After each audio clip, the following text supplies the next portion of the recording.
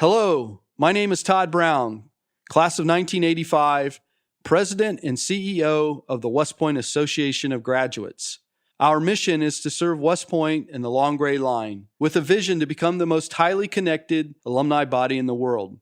We're proud to present the WPAOG Broadcast Network, expanding existing connections between graduates with diverse content accessible from anywhere in the world. This communications channel offers an exclusive look at the extraordinary lives of our graduates while keeping you up to date on AOG services, ways to engage, and events at our rockbound Highland home. Our 2030 strategic plan advances our alumni body's remarkable record of service to West Point and to one another. And this broadcast network is one more way to keep us all informed and connected. If you would like to participate in this broadcast network in any capacity, please email us at initiatives@wpaog.org. Thank you for listening as we unlock the power of the Long Gray Line. Welcome back to On Point. In this episode, we will continue our discussion between the Honorable Robert McDonald, the new chairman of the WPAOG Board of Directors, and Todd Brown, the president and CEO of AOG. Bob McDonald graduated West Point in 1975 and is a highly distinguished leader and civil servant. He served as chairman and CEO of the Procter & Gamble Company and as a secretary of Veterans Affairs. In part 2 of this discussion, Bob and Todd will continue to speak about their shared vision for the future of AOG as it continues its mission to become the most highly connected alumni body in the world for members of the Long Gray Line. They go over the efforts WPAOG is making to coordinate and encourage alumni connections and help provide a clear path for what's ahead. Now, here's your host, Ian Faison. So Todd, I'm sure you get this question kind of a lot of like, what does West Point AOG do exactly? Because I think, there's a lot of grads that are a little confused by that. And we've kind of talked through a piece of that already, but there's another piece of this that we haven't talked about yet. So what is that? What does West Point AOG do? I always outline what we do by talking about our mission, right? Serve West Point and the Long Gray Line. We've talked quite a bit about serving the Long Gray Line, but maybe we should talk a little more about service to West Point. And really that is focused on 3 areas. One is fundraising. The second one, after we fundraise, we manage the endowment, we manage all the gift funds. And finally, the one that people probably know the least about is that we provide all the privately funded buildings to West Point. So many people see the new buildings that are going up that are gift funded. The AOG actually builds those and provides them to the government as completed projects. A lot of people are aware of our fundraising activity, but managing the endowment, the endowment's doubled in size over the last 5 years. So really there's been a ton of growth there through the generosity of our graduates. And I would say that those things that we give to West Point enhance the cadet experience and provide a cadet experience that is well above what would otherwise be funded by the government. For example, when I was a cadet, I was an exchange student at the Belgian Military Academy. A lot of times these study abroad programs are funded by the AOG. And I would argue in many ways that, you learn to deal with people of other cultures by living abroad. So that's kind of a fundamental program for an Army officer.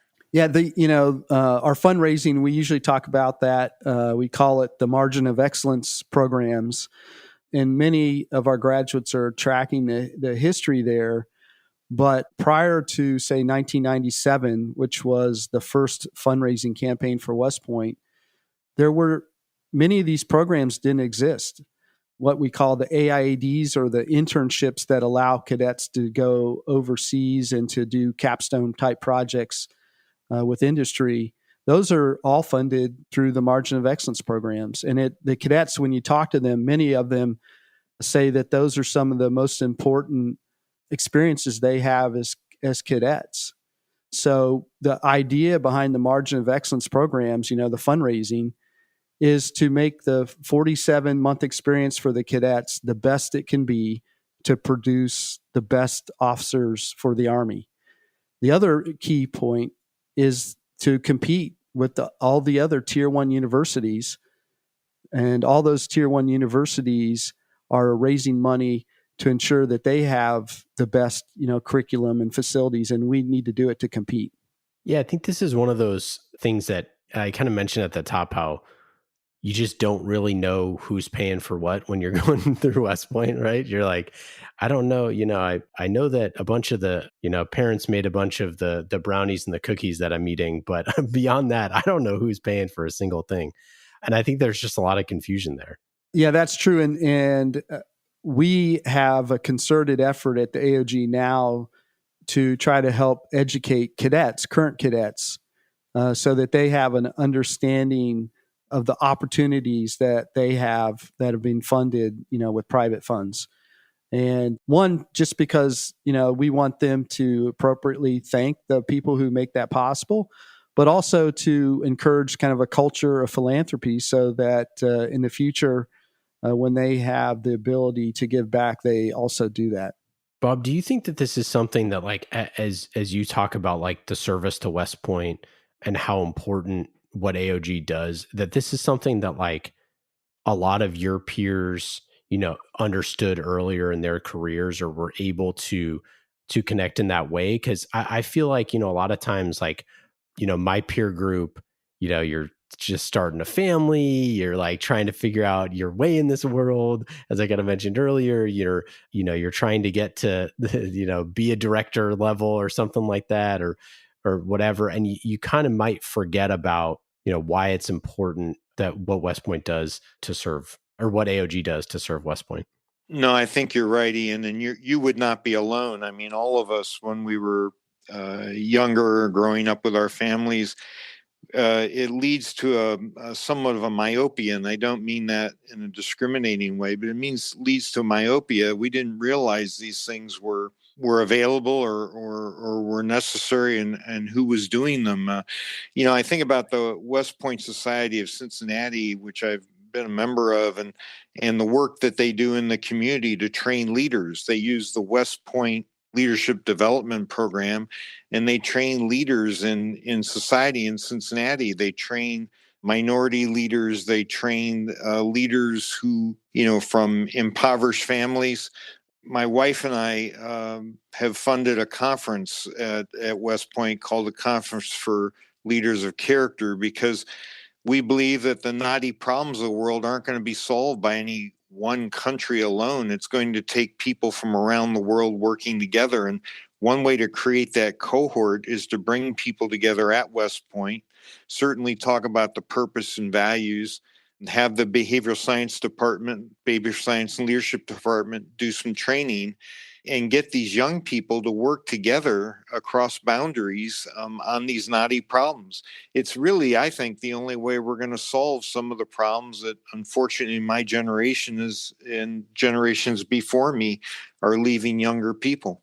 Yeah. And, one of the things about these moments that matter is kind of the ebbs and flow of where you are in your personal journey, and kind of where AOG can support you versus where you can support AOG. And I think that there's, like, putting the information in these kind of moments and understanding that kind of ebb and flow is really important. Because I think there's just a lot of times where you're just like, I need help, I need support, like, I need someone else looking out for me. And there's other times in your career where you're saying, like, hey, I'd like to give back. I'd like to, give time, money, effort, resources, whatever that is.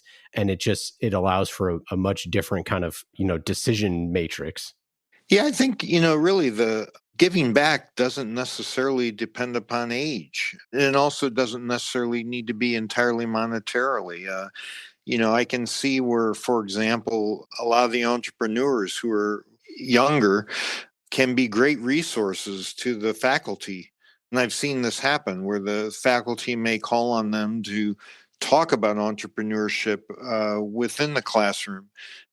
Some of the work that some of my classmates are doing around the systems engineering center and the work that's going on to create a systems engineering capability in cyber warfare. It's surprising sometimes who can add the most value. It reminds me of my time at Procter & Gamble, where we would talk about being a democracy of ideas. It didn't depend how long you'd been with the company or what your title was, but it was how big was your idea.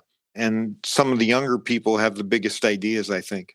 Todd, is there anything in terms of like any projects or things that you've been particularly proud of over the last few years in ways that AOG has been able to serve West Point?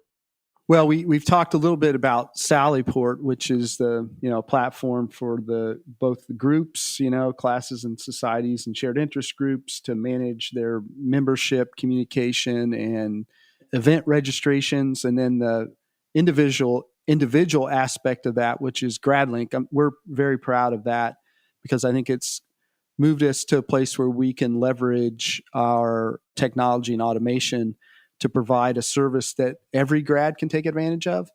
A couple of the other things that have been really well received by graduates are this thing called the Rockbound Highland Home Program. And the whole idea of that was to welcome all graduates as they return to West Point. And one of the negative aspects, that came out of the kind of post 9/11 era is that graduates had less access to West Point, from getting on post to just being able to walk around and hang out. And so we put in place this program that helps you get on post, that provides access to all the, the morale, welfare, recreation things at West Point for all grads. And then finally has these insider tour. And it's really critical to keeping graduates connected that they want to visit West Point, and when they do visit West Point, they have a good experience. And then we've talked about the, kind of our new and more robust career services program. That's probably the other major thing that I think graduates have embraced, and it's doing great work. The feedback we get is amazing.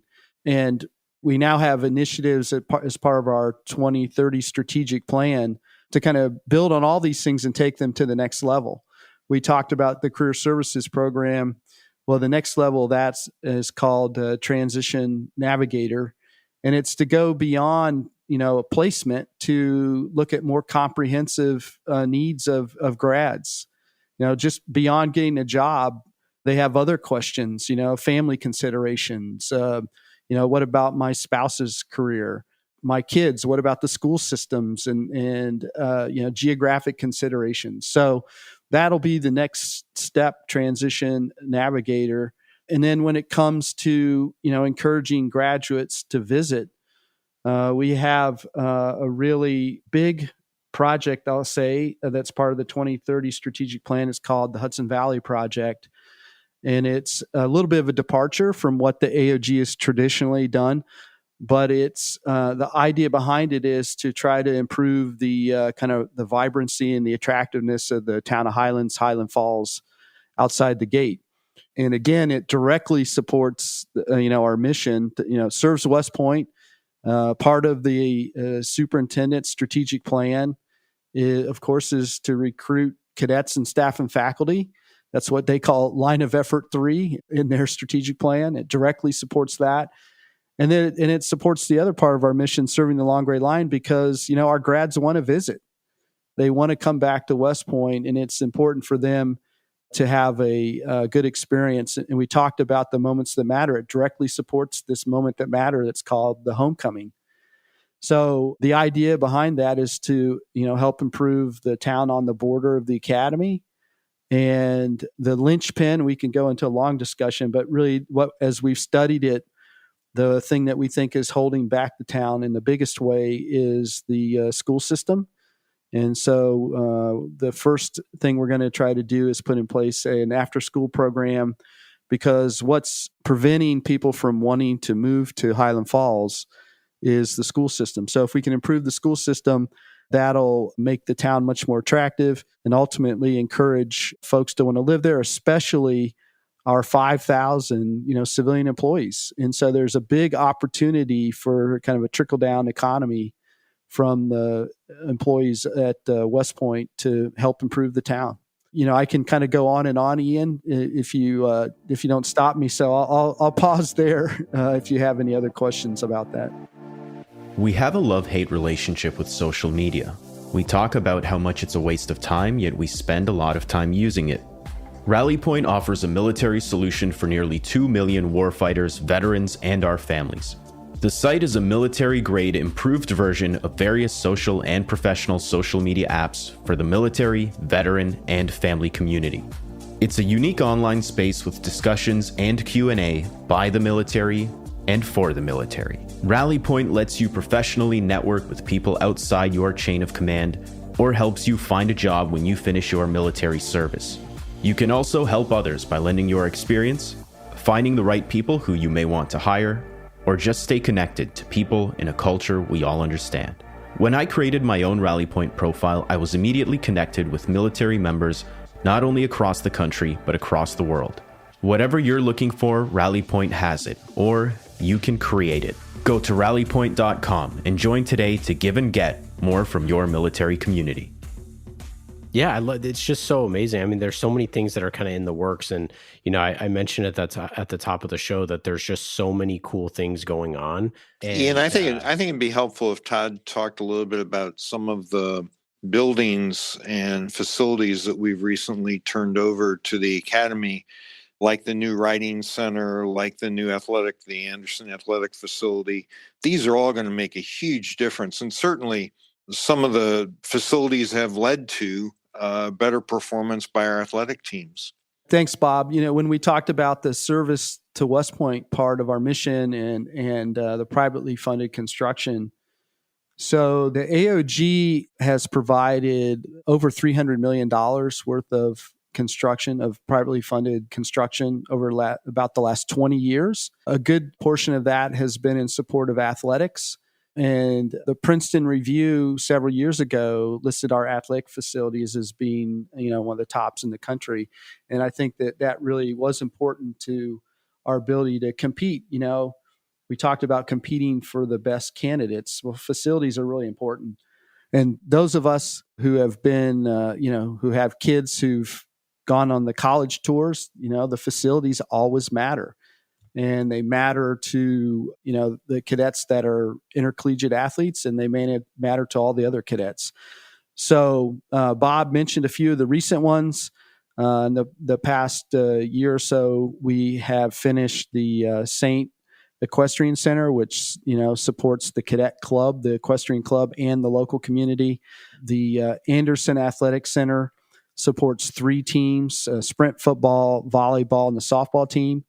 And that was an amazing project, a kind of a gut renovation of an 1800s building that we needed to leave the exterior up for historic reasons, but we basically built a whole new building inside of it, kind of a state of the art for those 3 teams. But we're also working right now on a project to renovate the facility that's used by the Glee Club, the Cadet Glee Club, and the West Point Band. Those sorts of things just would not happen if they were dependent upon government funding. Those are buildings that we've provided full stop, but we also provide gift funding to some of the government construction projects. The major one right now is called the CAC, the Cyber Engineering Academic Center, which primarily is government funded, but we're providing margin of excellence funds for options to that building, which include sort of a lot of the gee-whiz engineering makerspace kind of stuff, if you will, to make it a sort of a first-class facility. That's my class's 50th reunion gift. Is we're currently raising money for the SEAC, which is very exciting. In my class, so I'm 10 years behind. Our gift is to support what's called the MSEC, right? We have a lot of acronyms, which is the Math Science Engineering Center. And so at least our 2 classes have gotten behind those projects, those brick and mortar type projects.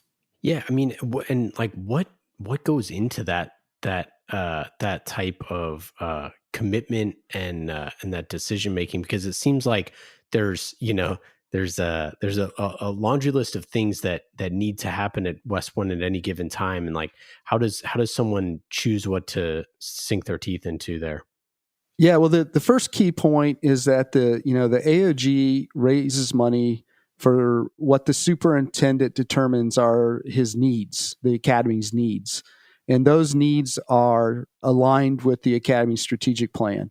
So once the academy has designated something as a need, then the AOG, proactively markets it to potential donors, both individuals and classes and corporations and foundations, et cetera. So it's the last 2 years, the Academy has been going through its process to determine its needs that are part of the current fundraising campaign. Bob mentioned early on that we have started a new campaign, which will go for the next 7 years, and the goal of which is about $600 million. So it's purpose driven for specific strategic needs of the academy. We're really fortunate, Ian, that General Williams, who's an outstanding superintendent, has a great relationship and great respect for Todd and the Association of Graduates. I think every board meeting I've been at where he's been available, he's come and spent time with us. And the synergy between and alignment between his strategic plan for 2030 and our strategic plan for 2030 is virtually identical. I mean, it's some really outstanding work being done. So we're certain that what we're working on is important to him and important to the needs. So many of the facilities at West Point, while they have great history, are also old. For example, when I was a yearling, we went out to Camp Buckner in the summer. A lot of Camp Buckner was built by German POWs in World War II, and it really needed some work in order to be up to the standard of today's Army. And that was identified in the transition work that was done when General Williams came on board. And we've talked a lot about that at our board meetings, right, Todd? Yeah, that's right. And the great news, I talked about that term, the margin of excellence programs, and AOG only raises money for things that go beyond the core requirements of the academy. And so core defined as any CORE. Yeah, core, CORE. Not CORP. Right. Anything that's required to receive either your degree or your commission are core requirements that the government should fund.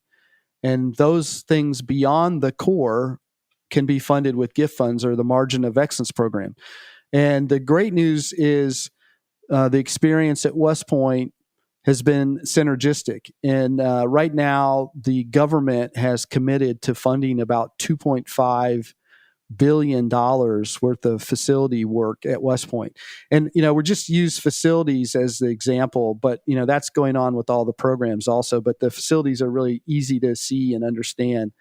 So, the government has funded about $600 million project to renovate all the barracks, taking down one a year for renovation. They're getting ready to do a program to update all the academic buildings over a number of years. That's going to be about $1 billion. Bob mentioned the renovation of Camp Buckner, as the soup says, built by German POWs for German POWs, and it still looks the same. Finally, they're going to get after that project, which is another major project. We mentioned the SEAC already. A few years ago, the Academy built its first new barracks. And so the total of all these government projects is about $2.5 billion. So the government's pulling its weight. And the great thing is when you add on the private support, that's what allows the academy to remain competitive and produce great, leaders for the nation. That's incredible. I did not know about the German POWs. That's crazy. Some of my maybe not my favorite memories of West Point or at Buckner. I'll say that. Well, remember, you can come to West Point now on the Rockbound Highland Home Program and others, and you can use the welfare facilities that exist, like the lakes, like the ski slope, like the golf course. That's one of the benefits that the AOG is serving. I love that. I took my wife a few years ago. She'd never been, and it was a real gray, cloudy day, rainy, cloudy day. And I said, "Babe, this is exactly the type of day that you needed to come on, so you know what the gray feels like." But we got to go back to the golf course. That's a great point. Let her lose some balls in the trees like I did when I was a cadet. It's a narrow golf course. Yeah, it sure is, especially with a slice.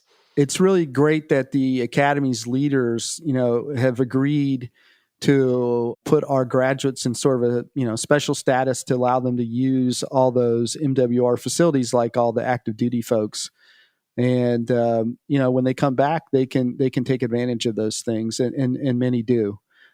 So, that's one part of the Rockbound Highland Home program. Todd, you may want to explain MWR for those who may not know what it is. Right. So MWR, which stands for Morale, Welfare, Recreation, is the non-appropriated fund entity on all military installations that provides, support for recreation and fun things, like the bowling alley, like the ski slope at West Point, like the outdoor recreation.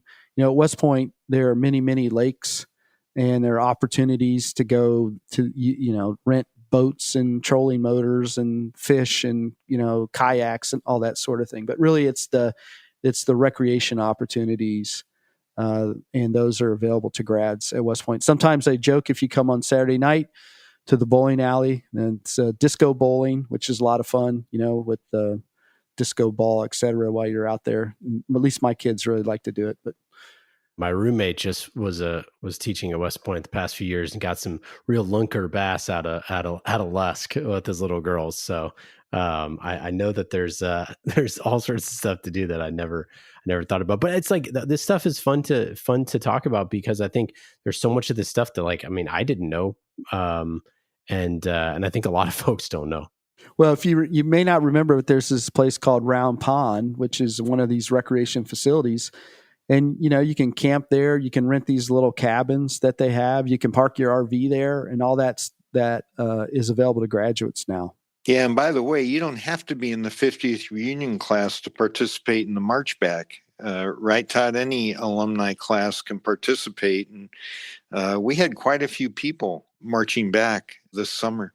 Yeah, that's right. The Academy limits to 250 graduates. And as Bob mentioned, we fill that up every year. And then we further limited it to 50 grads from the 50-year affiliation class, just because we don't want to, bump out all the other grads who want to do it, especially those who have children in the class. That's a really great experience for a parent to be able to do the march back with their son or daughter. Well, before we get out of here, I do want to wrap with a little bit of the vision of the 2030 plan. Bob, we'll start with you. What's next? What are you excited about? Some of your big, hairy, audacious goals and whatnot. I think delivering on the plan about connections, and as Todd and I have talked, we think we're just scratching the surface in the kinds of initiatives that can grow organically from alumni that better serve alumni. So I'm eager over time to identify what those may be, and then nurture them and support them. Secondly, obviously, is the fundraising campaign, the $600 million that we're trying to raise for to support the Academy program over the next 7 years. And by the time we get to 2030, or maybe even before, we'll probably have an endowment that'll be over $1 billion. And that's really, really serious stuff. And I should say, for all the graduates listening, that we have just a terrific investment committee formed of over a dozen graduates, all of whom are financial professionals. So in their private lives, they're running huge endowments already, like the endowment for the University of Chicago, or the endowment for Principia University, or the endowment for the Minnesota Teachers Union. And they donate their time to help us run the endowment at West Point, which has done extremely well. And then third, I think, is we continue to build a board which is diverse and full of talented people. Right now on the board, we've got obviously a diversity of classes, a diversity of gender, a diversity of race. We have a partner at a big accounting firm. We have a former CEO of Michelin Tire. We have just tremendously talented people who have decided to use their talents to help West Point. And I'm inspired by that, and I want to obviously keep that trend going. Todd, what about you? Well, Bob covered a good part of what my primary goals and vision would be. I'll just comment a little further on the aspect of keeping people connected. And all these programs, it's not just to keep people connected for the sake of being connected. If we are successful at keeping them connected, then this grad network is really helpful to its fellow graduates. That's really the essence of what we're trying to do. Make it so that the network serves its fellow members and the academy. In the final analysis, that's really what we're all about. And it goes back to what I mentioned earlier, keeping people connected and providing service. That's what the AOG is all about. Okay, Bob, any final thoughts before we roll? Well, I thought Todd just said it so well. I just want to thank Todd for his leadership, because the progress we've made over the last few years in the AOG under Todd's leadership has been fantastic. I'd also like to thank the board members for their contributions, and of course the Academy leadership led by General Williams. It's just so important that West Point continue to be the beacon of what's right in our country, and that we continue to develop the leaders of character that our nation needs, whether it's in uniform or out of uniform. And I'm totally committed to that. I know Todd is. I know our other directors are. And that's really what's important to me. Wonderful. Todd, Bob, thank you so much for joining. We really appreciate it. It's been an awesome conversation. And obviously, everybody go to westpointaog.org to learn more about all the goings on. Ian, big thanks to you and Caspian for hosting us today. Absolutely. Of course. Anytime. On Point is a production of the WPAOG Broadcast Network. Please take a moment to rate and review the show, and join us each week for a new episode. Thank you for listening.